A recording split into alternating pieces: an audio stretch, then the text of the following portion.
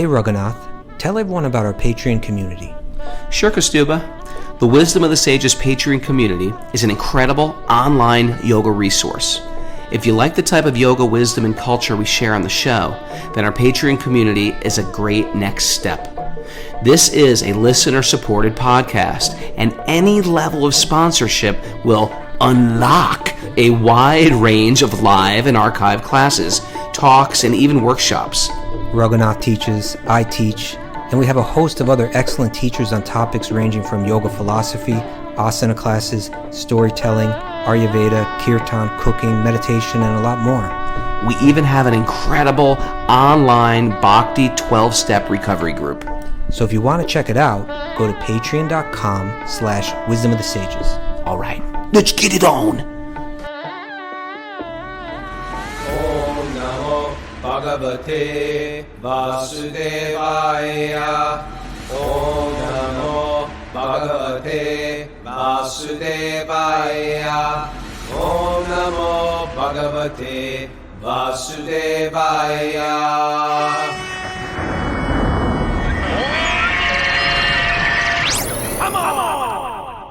Live from Super Soul Farm, this is Wisdom of the Sages, a daily yoga podcast with your host, Raghunath, and co-host and senior educator at the Bhakti Center in New York City, Kaustubha Das. Welcome to the show, and welcome to Thursday. Oh, nothing so exciting on Thursday. We have a walk on Wednesday. We have a makeover Monday. It's Thursday. Sleep on Saturday. Sleep on It's Sunday. Friday. It's Friday. Friday's crazy. Oh my God, it's Freak Out Friday. I was wondering why Mara was just looking at me going, no. It's Freaky Friday. Oh, Friday's the day on Spirit Wisdom of the Sages where we go through the roof. We gather all spiritual information, we ingest it, and we tell you how to apply it to your life for your own self-betterment. If you're new to the show, welcome. Wisdom of the Sages is a daily study of yoga wisdom literature. There's a lot of yoga wisdom literature out there. It's pretty amazing how it's all been contained, and actually probably a lot's been lost. But they say the essence of it all is this one book, the Srimad Bhagavatam. This is great for yoga teachers, fans of yoga culture who want to add spiritual direction and upgrade their life. Yoga culture. What is yoga culture? Yoga culture is, I guess, stuff you'd find in a gift shop in like a yoga studio. Yoga culture. Incense. No, I think it goes much farther than that, Raghu. Yes. Yoga culture is like culture is like what? Music, art, literature, clothing, Cuisine, cuisine, dance, as well as, like social kind of constructs and so on, Yeah. How you speak to each other, hang with each other. Yeah, so if you're a fan of that, we got it right here. Welcome to the show. Anyway, that's all I have to say for the introduction. Shall we dive in? Sure. Hey, you know what? I could just say briefly, I had a good day yesterday, though, I apologize. Why don't I ask you? Why is it always about me? How are you? What are you doing? What's going on in your life? Well, the reason I bring it up is because I had the great fortune to see. I saw God yesterday, and I caught your attention, and I saw God's devotees. I went to the beach.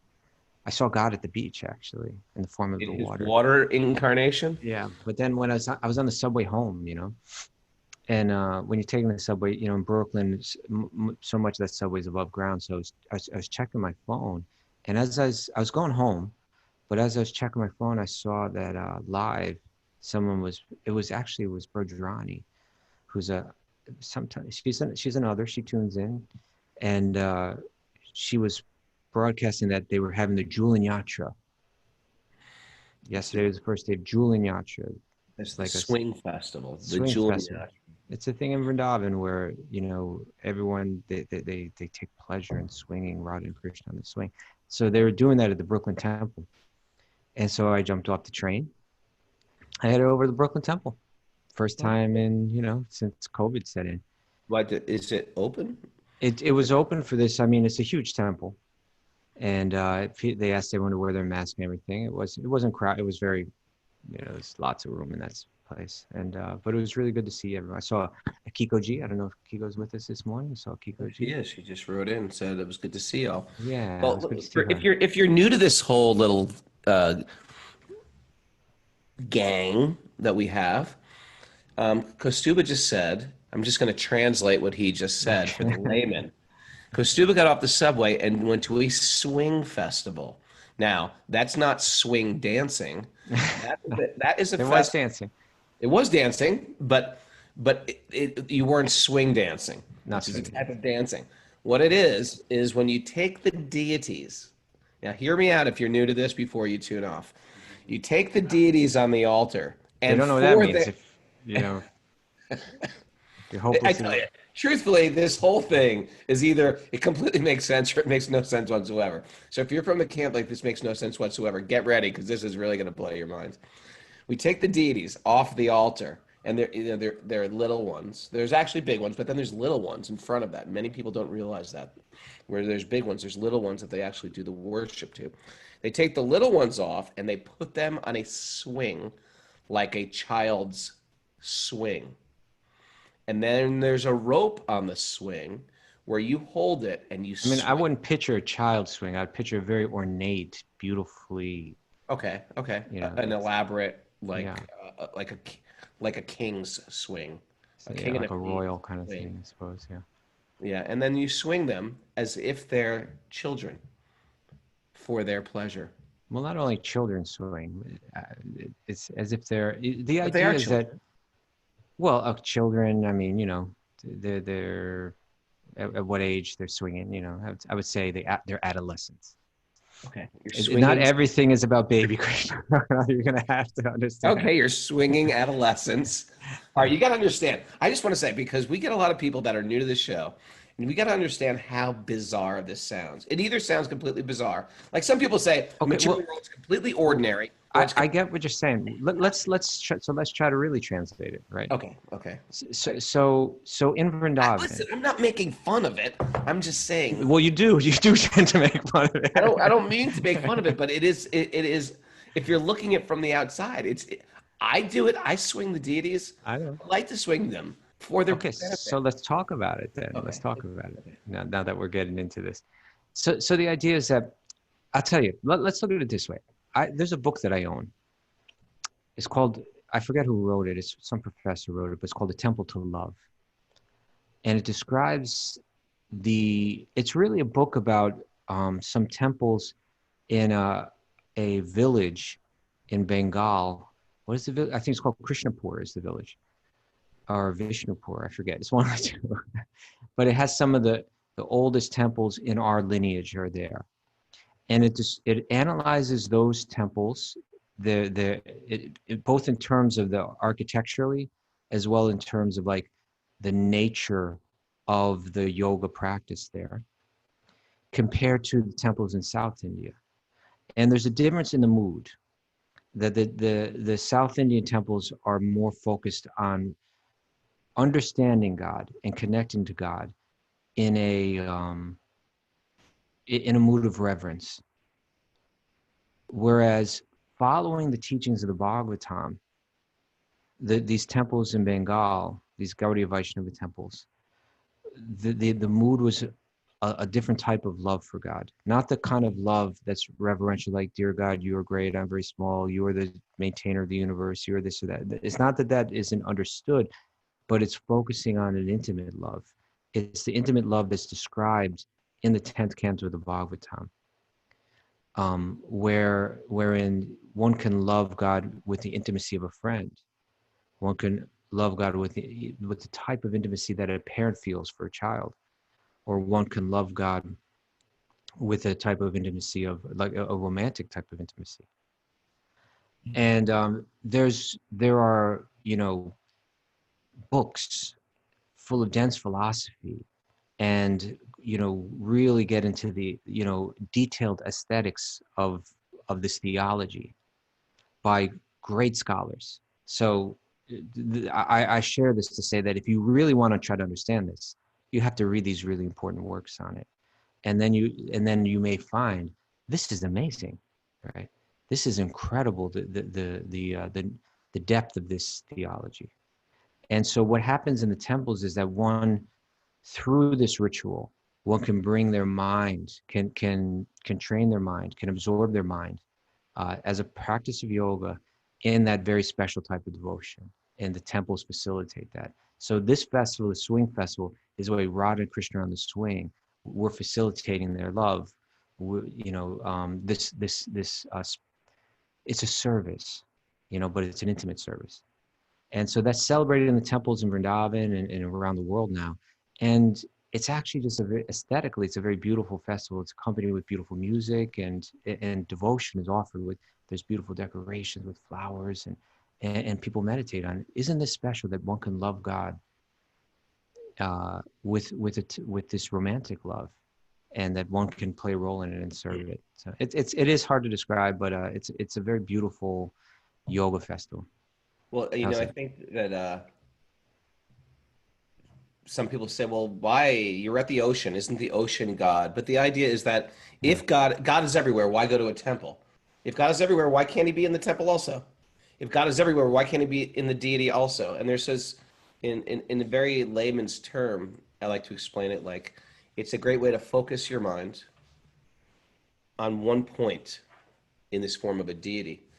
But the sacred literature and the saints also say that if you worship, if you call the deity appropriately, or call the Lord or God, your higher power, into this particular form, then you can perform worship to this particular form. And, the concept of idol worship and deity worship has been so like deprecated in our culture, and even through other religions, that it's sort of like anathema. Is that the word, Mara? Anathema, anathema. It's just like, I don't think so. You're making words up. Okay. Anyway, the idea is that it's just so foreign. But if you actually engage in it, it's like entering a whole another world of bhakti. I mean, you want to hear something great? My most materialistic child, my 6-year-old, he knows it. He doesn't care. No, we were bike riding. We went for a bike ride in our camping trip, and 3 times he stopped me and goes, "Dad, look at those flowers. They'd be incredible for puja." So it's one of those things that the idea of offering something to the deity, you can't describe it, but it's like the only place where I've ever felt like you can actually particularly render personal gesture of love, and you feel it. Like, I'm picking this for my little Krishna. I'm going to swing Radha and Krishna. I'm swinging Radha and Krishna. There's another one. You want to take it to the next level? A boat festival. A boat. The temple in Vrindavan is, and Lori Pag knows this. I'm looking at Lori Pag right now. There is like the temple in Vrindavan. It sinks down like into sunken courtyard. Like a sunken courtyard. And you may not know this, but they fill it with water. What is it, one day or a couple days? They fill it with water. One day a year. One day, and they put the deities on a boat, and they bring the boat around. Not only that, they cover, how big is that area? Like, I don't know. It's big. It's like it's like, it's hundreds of square feet. I'm not exactly sure, but it's like, it's a good size. Half a basketball court, something like that. And they cover every inch of it with designs with flowers, like on the surface, floating on the water. Like, I've never been there. I've never seen the boat. It's incredible. Maybe we can post some pictures in Patreon on the Discord thing, and then with beautiful music. What other interesting thing? So here's the deal: we're either going to gain lots of followers after this show, or everyone is going to be like, "This is getting weird." But let's say this: you mentioned the point is, well, this wasn't God in the ocean, and why do you need to go to the temple? The point is because by cultivating a certain yoga practice in the temple, it helps facilitate you seeing God in the ocean, and seeing God in the mountain, and seeing God in the sky, and in the sun, and all of that. That's its purpose. It helps you perceive God. We spoke a little bit about this yesterday, but it helps you perceive God everywhere if it's if you're actually practicing it right, then it's meant to help that. Because one example is used that seeing God, like for instance, finding God within the heart, that's challenging. It's hard to bring your mind and hold it there. But in the temple, it's easier to bring your mind and hold it there. So it's like, if you want to find water, you can dig into the ground to find the water that's buried deep, deep, deep underneath there, but that's challenging. You may never even get there. But if you go to a pond, it's right there on the surface. So in the temple, it's right there on the surface, but it's meant to help us go deeper too. It's meant Good to help analogy. us. It's a good analogy, that one. I like that one. I'm gonna keep that one if it's okay. You got it. I think I got that from a guest that we should bring on the show someday. Is Krishna Kshetra Swami, who wrote a book on it. He's really, he's a scholar, and he's written, in depth on the subject. By the way, remember the temple we went to in Udupi? Udupi. Oh yeah. Udupi. Every day, this is in Karnataka, the state of Karnataka in South India. Every day, evening time, this is what the whole town does. They take the deity off the altar, place it on their head, and then all the teenagers come out, the Brahmin boys, and they're playing these incredible drums. Remember that? Playing these drums, and they're marching out. And then they take the deity behind. Then they bring the deity to an elephant. Yep. Right? And they put him on top of the elephant. And then between the drums and the elephant and the fire, they're lighting fireworks like crazy. What else happens? Music. Well, Music. I guess the drums, yeah. But the Shania as well, I think. Oh, right? yeah, Shania. Like, it's my Shania imitation. And they take the deity on a little... Shania is the instrument, like, if you're listening to this on, like just the audio, the little message that we give prior to the... oh, yeah. To the thing has a Shania music playing. Anyway, every day they take the deity on procession like that. And it's for the deity's pleasure, but it's everybody else gets the pleasure. And you know what it is? In the most mundane sense. Hey, let's have it's like a fair. Parade. Let's go to parade. And you know what? It's fun. It's spiritual. But it's yoga. You connect, but it's actually, it's a deep connect. It's the significance behind the rituals. It's the yoga culture. It's the yoga culture you brought up. Yoga culture. It's yoga culture. It's not just tongue scraping. It's this whole thing. Mara. It's like a parade. It's the yoga culture parade. She gets it. She gets it. Thank you. All right. You ready to get into it now? We do on Friday. We talk about stuff like this. Okay, we're going to start with our magical incantations. He thinks he says the same thing every day, but he thinks if he says it weirder, it gets better. To unlock the goodies. Okay, we got some live going on today. We have Damodar Priya and Justin and Bill here. The other teacher trainees are sleeping in till 6. Where was Aditi? She was here a moment ago. Okay. Narayanam namaskrityam naram chaiva narotamam devim saraswatim vyasam tato jayam mudiraye.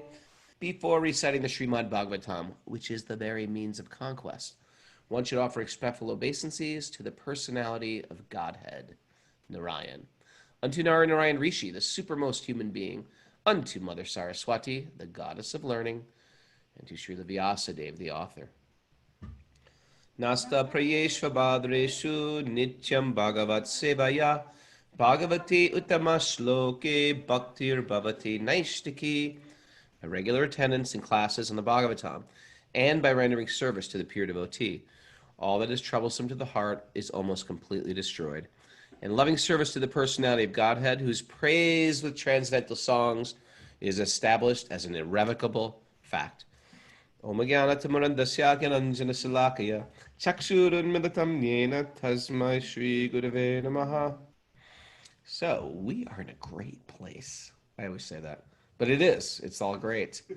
But I don't mean to say what we did yesterday wasn't great. That was also a great place. We are on Canto 1, Chapter 18, which is the, what's the name of this? The Curse of the Brahmin Boy to Maharaj Pariksit. Maharaj Pariksit, cursed by the Brahmin boy. Yeah. And we're in text 14? No, 16? we're in text 6. Well, we read 16, but I think we could just revisit that a bit. But you know what I was thinking, Raghu, is let's just do a little bit of review Okay. and a little bit of preview. Yeah. A little review, a little preview. Yeah. Preview. Just so that we get our bearings straight, because there's something interesting happening there. We're coming to the end of the first canto now. We're in the second to last chapter. But if you understand the flow, you're kind of feeling it build to the conclusion of the first canto. And where did it begin? Where did the first canto begin, Raghu? Where did the first canto begin? Where did the first canto begin? Mm-hmm. First canto began with the sages of Namasaranya That's right. getting together 1,000-year sacrifice with Sutta Goswami, who's been installed on the throne. Not installed on the throne, sitting on the Vyasasana. And Sutta Goswami had, and they're glorifying Sutta and saying, Yes. we're honored that you're here. You heard this very valuable message from the lips of Śukadeva Goswami, your teacher.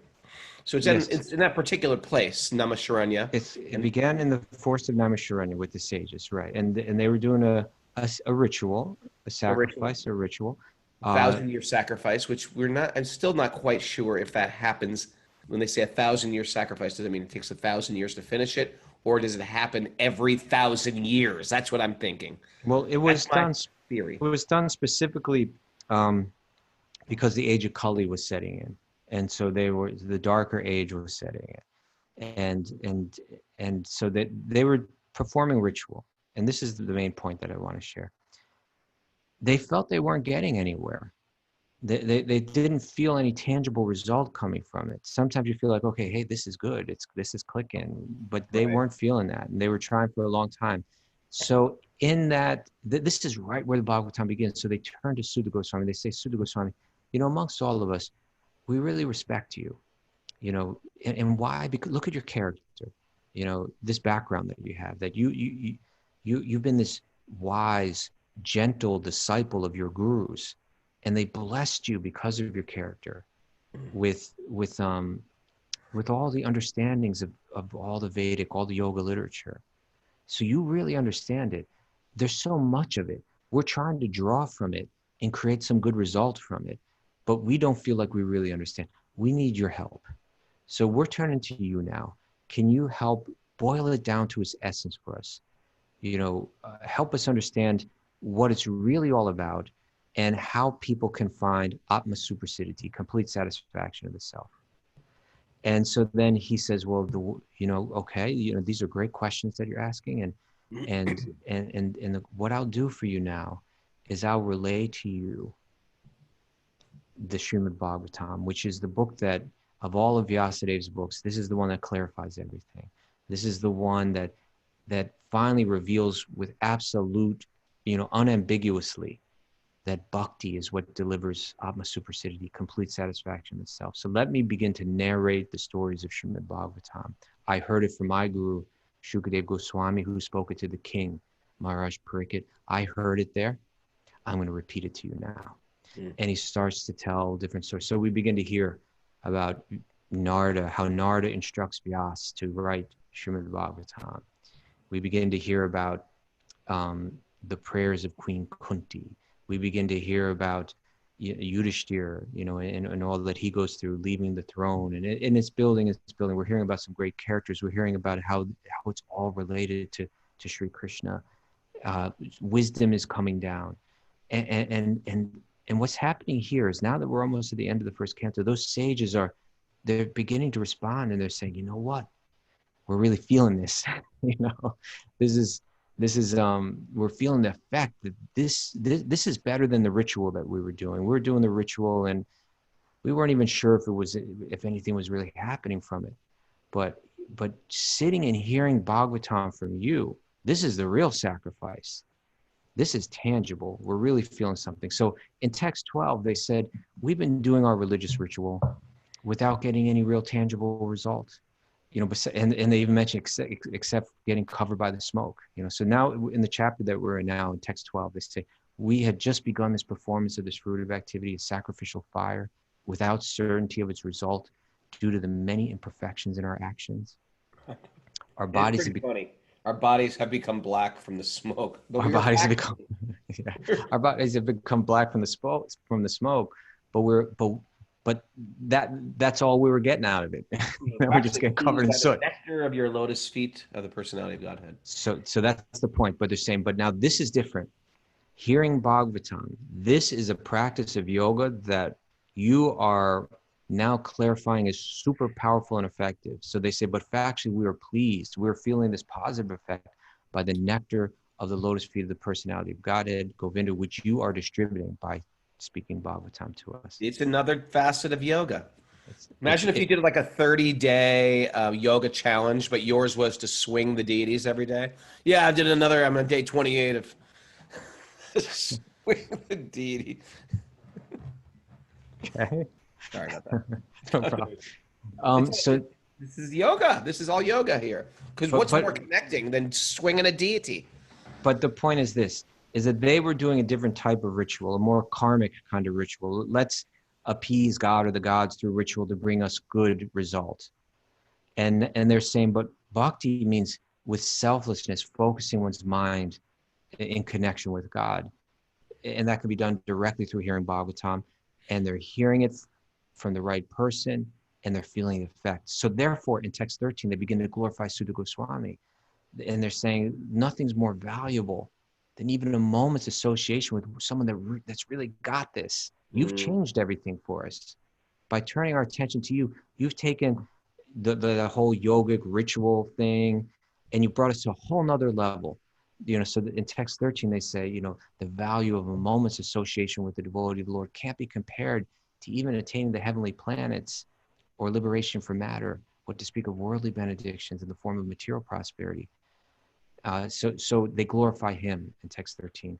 And then in 14, they're saying, the more that you speak, this yoga practice is so special, this hearing Bhagavatam, the more that you speak, the more that we want to hear. It's like we can't be satiated. This is really special. And then in text 15, they mention that everything's working here in this sacrifice that we're doing, that you're leading us down this path. Because one, you are the qualified speaker. Why? Because you're learned, and you have no ulterior motive other than to serve. You're right. There's so many speakers out there, so many quote unquote gurus with some agenda. With some agenda. What's the You're not agenda like that. here of Sutta Goswami? He's got no agenda except to serve.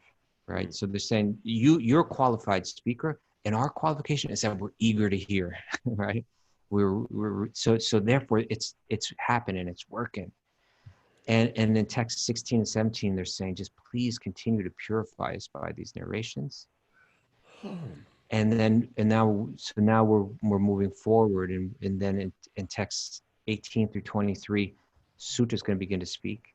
He's going to express humility. He's going to begin to glorify Krishna. And by text 23, he jumps back into the story about how Parikshit's going to get cursed from the Brahmin boy. So that's where we're at. We're winding up the first canto. You are the juicer, the extractor of nectar. That was very good little summary. Okay, well now let's continue. Let's just for a second. You are the transcendental cliff notes. That was really good.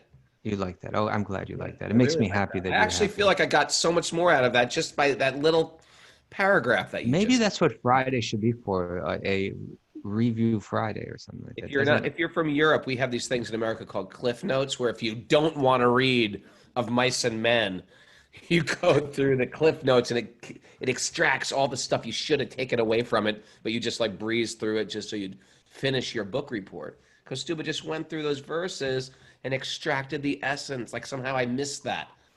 Look at that. Look at you. Well, I'm just trying to do my service. That's all.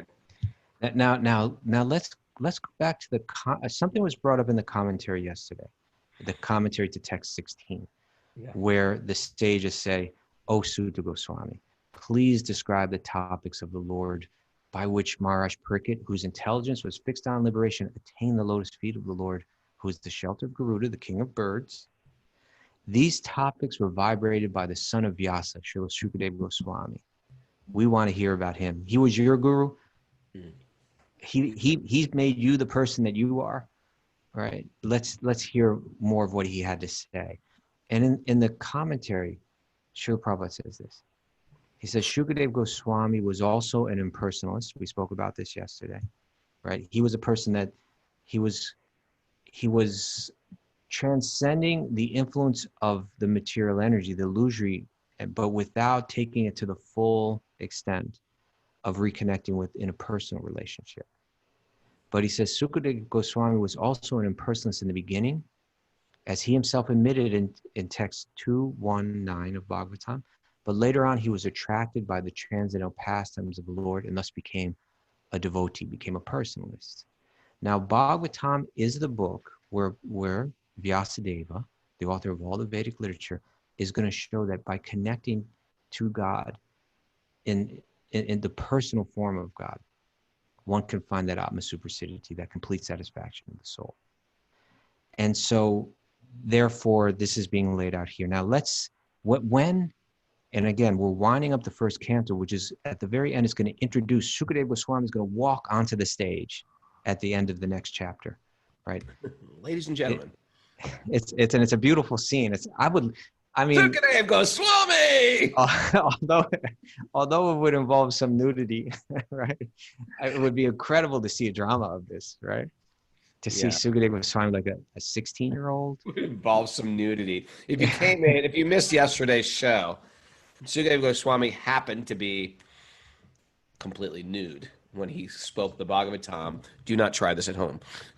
Well, you see, but it's all playing into this one real important. I'm trying to frame a real important point here, and that is that nobody questions Śukadeva Goswami's super high level of transcendence.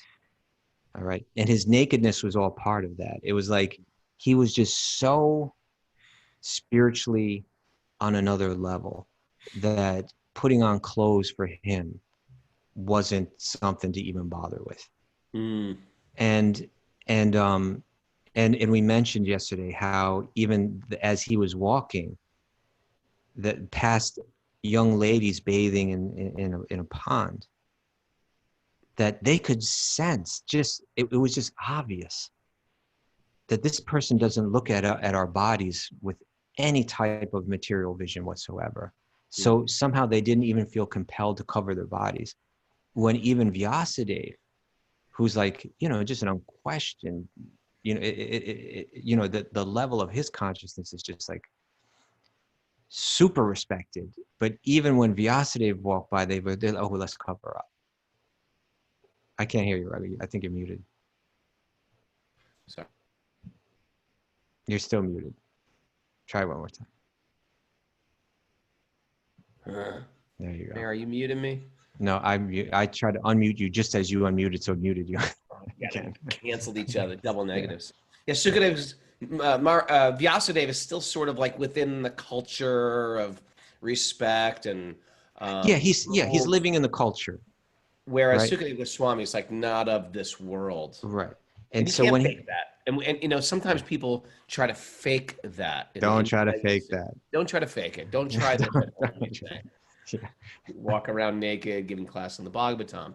Don't do it. Go through the process. Don't try to fake it. Wear clothes first. Don't walk around naked. So so in any case. So the scene is incredible if I show up on the show one day naked, you'll understand. Is he wearing a shirt? You'll understand that I've somehow transcended. Okay. We eagerly await that day. But until that day, but so what's happened is, so he walks onto that scene and he's young, beautiful, naked, followed by like women and children who just are sensing, my God, this person's special. And he walks into the scene where Maharaj Parikshit has just been informed I got 7 days left to live. He's getting counsel from the sages. And then he walks in, everybody's like, this is the person we need to hear from. Maharaj Parikshit, O king, place your questions before Śukadeva Goswami, this young man. And then, so now we jump forward to what Prabhupada mentioned here. Right at the beginning, this is what Śukadeva Goswami begins to share. This is Canto 2, Chapter 1, and I'm going to start reading a few verses from text 7. He said, O king, because now he's going to say, King, what you need to do, because what's the question that he places, the main question that he puts before, the first main fundamental question that Śukadeva Goswami, that Parikshit puts before Śukadeva Goswami? The first main questions. Oh, there's many different religious paths. Which one is the highest? No. Oh, Raghu, this is something you say all the time. Oh, how many? What's the duty of a man about to die? There you go. I'm about to die. What am I supposed to do? Right? How am I supposed? I'm gonna die. I got 7 days left. How am I supposed to spend my time? Right? And the fact is, we're all about to die. So how are we supposed to spend our time in life? And he says, "O King Parikshit, mainly the topmost transcendentalists who are above the regulative principles and restrictions. In other words, they transcended the influence of the material energy. They're free of illusion. They take pleasure in describing the glories of the Lord." Right? This is what they do with their time. At the end of the Dwapara Yuga, going back in a different age, I studied this great supplement of the Vedic literature named Srimad Bhagavatam, which is equal to all the Vedas from my father, Srila Dvaipayana Vyasadeva, from Vyasadeva himself. Then he says this, and this is the verse that Prabhupada was mentioning. O saintly king, I was certainly situated perfectly in transcendence. No question about that.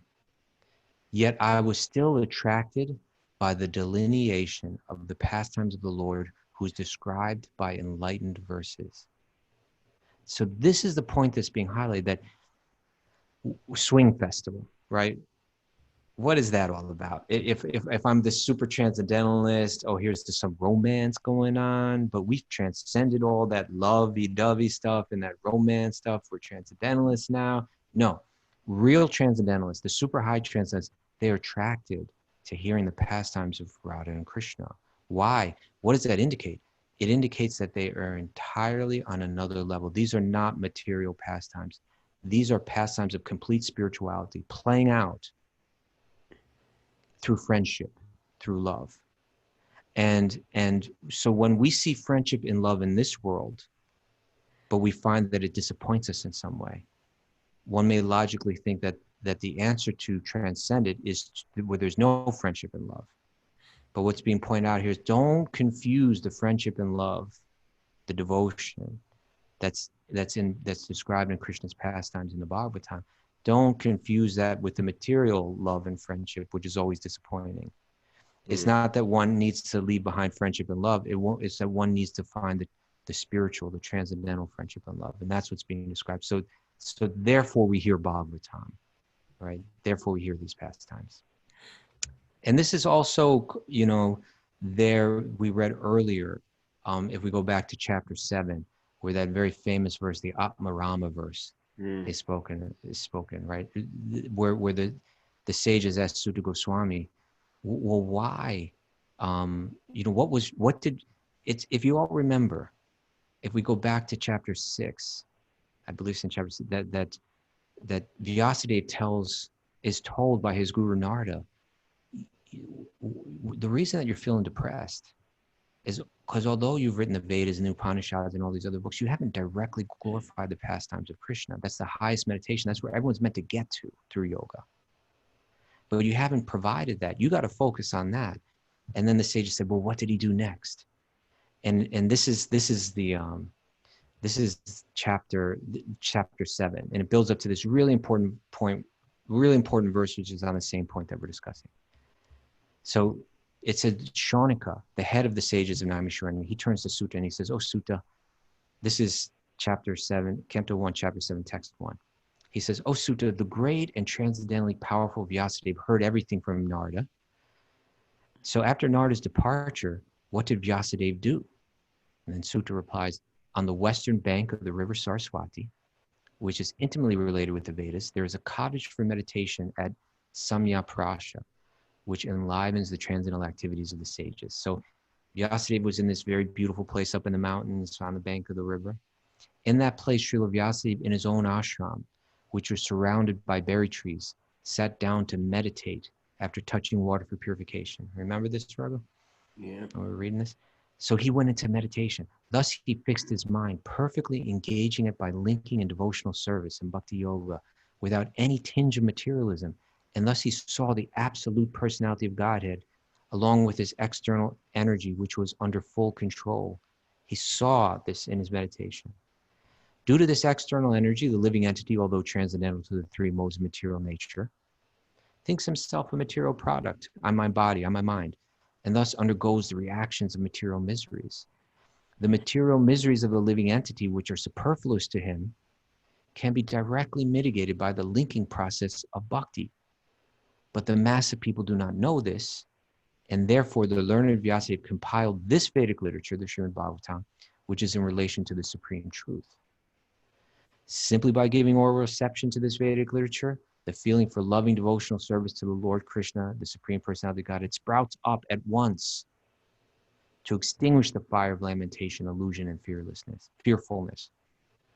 The great sage Vyasadeva, after compiling the Srimad Bhagavatam and revising it, taught it to his own son, Śukadeva Goswami, who was already engaged in self-realization, right? He was already had transcended, but still Bhagavatam was the next step. Srila Shaunaka asked Sukadeva Goswami, he says, well, now I've heard about Śukadeva Goswami and I heard how he was super transcendental, this naked, wandering young man. He says, Sri Śukadeva Goswami was already on the path of self-realization, and thus he was pleased with his own self. He was ātmārāmas. He did not find any happiness from external things. He had already awakened happiness from within. So why did he take the trouble to undergo the study of Srimad Bhagavatam? That's text 9. And then this text 10 is a famous and really important verse.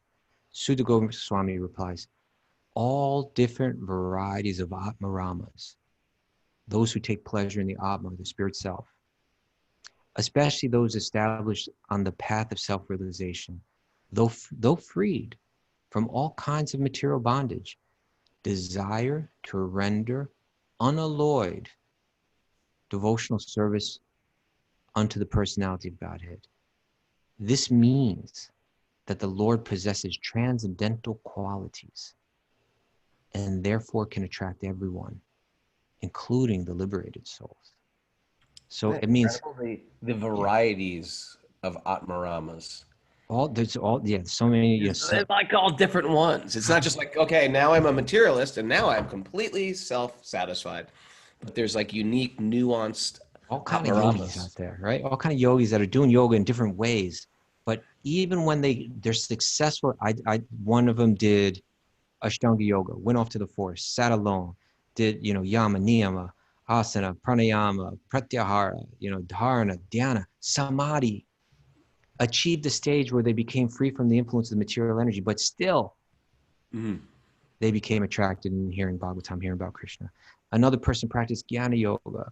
Another person did this kind of practice or that kind. So tapasvis and there's all different kinds, but all the different varieties, they can become attracted to hearing about Krishna because it's still it's the greater revelation beyond Brahman is that Bhagavan, that personal form. And so therefore form, pastimes, qualities, loving adventure that plays out in Krishna's pastimes is not material. It's spiritual, and it's really the highest spiritual experience. And that's why loving adventure. That's a great loving adventure. And loving adventure. That's what it is. It's loving adventure. The name of this, that could be the name of this episode. A loving adventure. Loving adventure. Yeah. Loving adventure is not this loving adventure is not at all material. It's spiritual. Yeah. Okay. So now let's continue reading. Okay. We're almost done for today. Let's continue reading. Do we start? It's good. You know what? These Cliff Notes, and by the way, they do have Cliff Notes in Europe. I was corrected. Well, I've got Cliff Notes for Bhagavatam right here. Let's see, this is the Bhagavat Shubhodhini. This is the secret manual. Yeah, it's the Cliff Notes, kind of like Cliff Notes. Is this top secret? Is this just the Bhakti-yogis from the Chaupati ashram? Who put this out? It is. Specifically from the Govardhan Eco Village. They've got like a whole crew of monks there, and they don't treasure chest of secret literature. Yeah, it's like it's this Govardhan Eco Village. Google it. It's such an incredibly important project for our day and age, it's a Bhakti yoga focused eco village. And they're doing amazing stuff. They're winning UN awards. They're winning all kinds, they're doing great stuff. They're helping all the villages that surround it. Mara was there. Harvest water. Mara has been there. Yes. Been cooking, helping in the kitchen, cooking. She's a trained chef, came there, and then was chastised by two old ladies.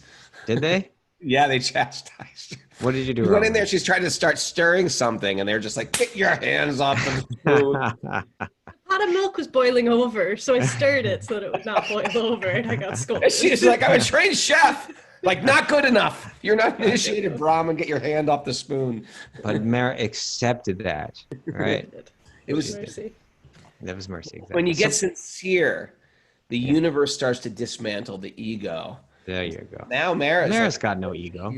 I know. Well, she had a little bit left. That was it, though. That was the last trace of it. By the slap of the hand of the 85-year-old Mataji. Back off, Mara.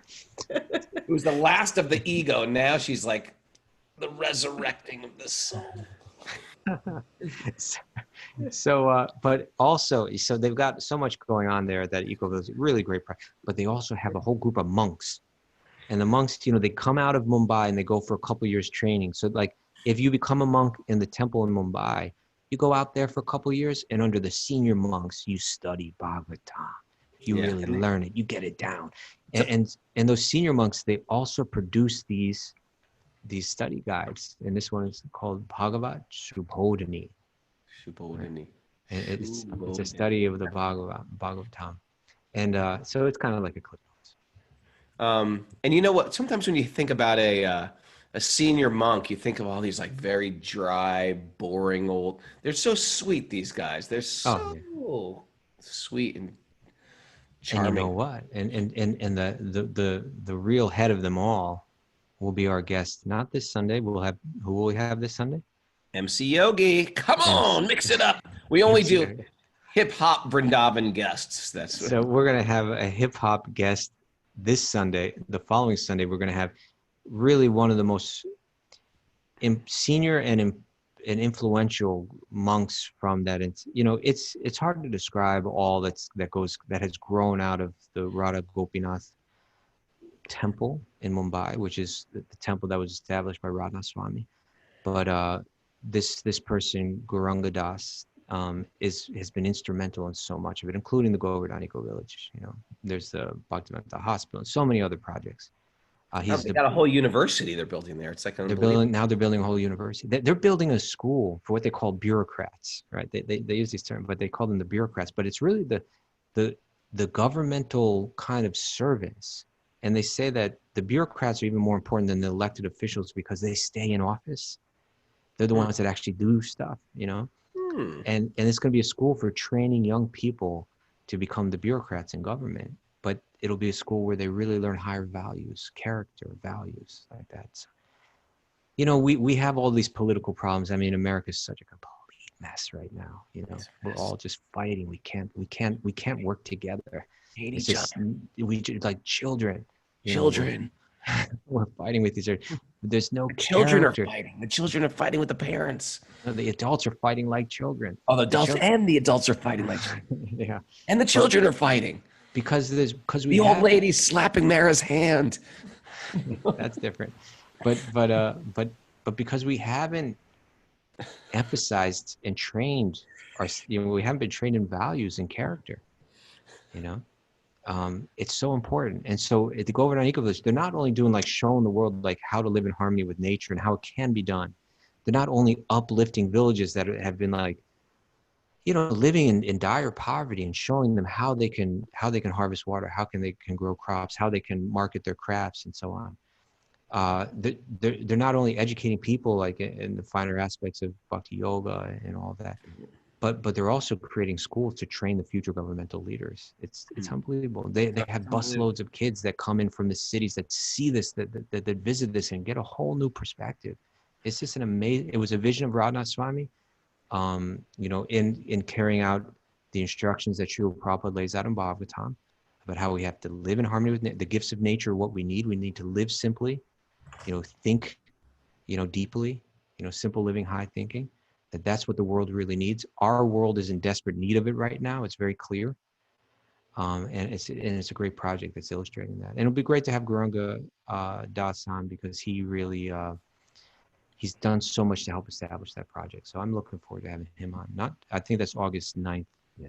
So this weekend at 11. At 11 special time. It's a unique time, yeah. 11 a.m. we're doing Eastern time. MC Yogi. MC Yogi. And then coming up following Sunday, around the bend, we have our special Janmastami, or the Janma. The 8th day is the Janma, or the birth. Krishna doesn't get born, but they call it that. The appearance of Lord Krishna, which is Tuesday the 11th. And Raghunath Swami is going to come on, and we're going to discuss Krishna's sweet appearance.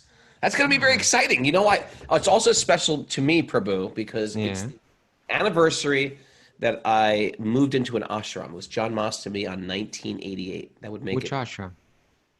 Well, I just fully committed myself. I went to New York that day, and then the week later I went to India.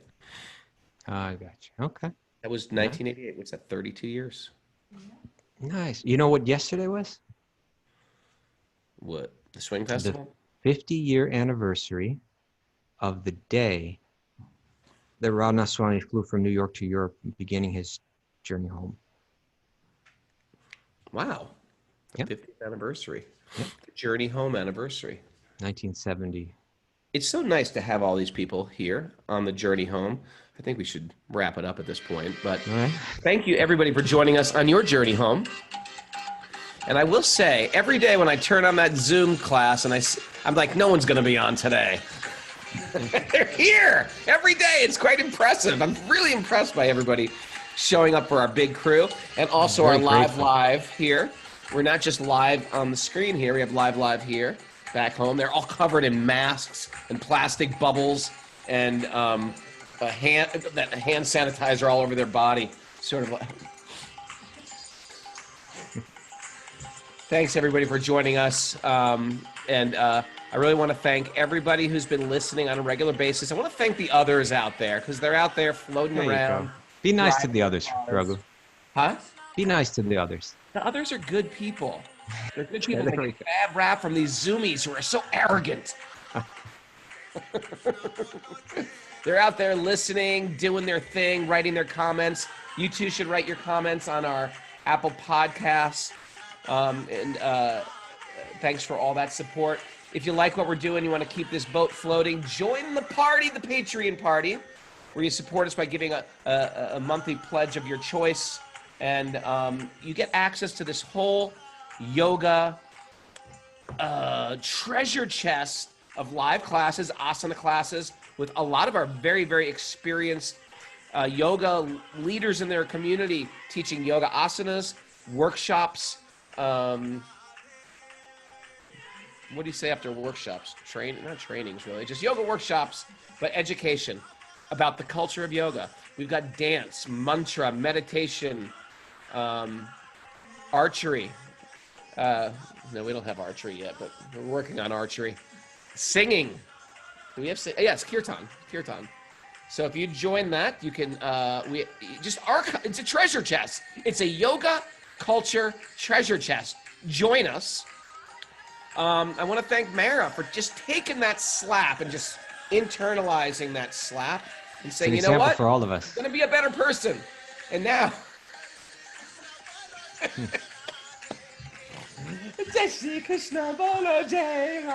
Kaustubha, thank you for that incredible summary. I feel like I learned so much more today just by clamming up. If I just, No. that's my takeaway. If I just shut up and listen. No. Raghu, the takeaway for you, don't walk around naked.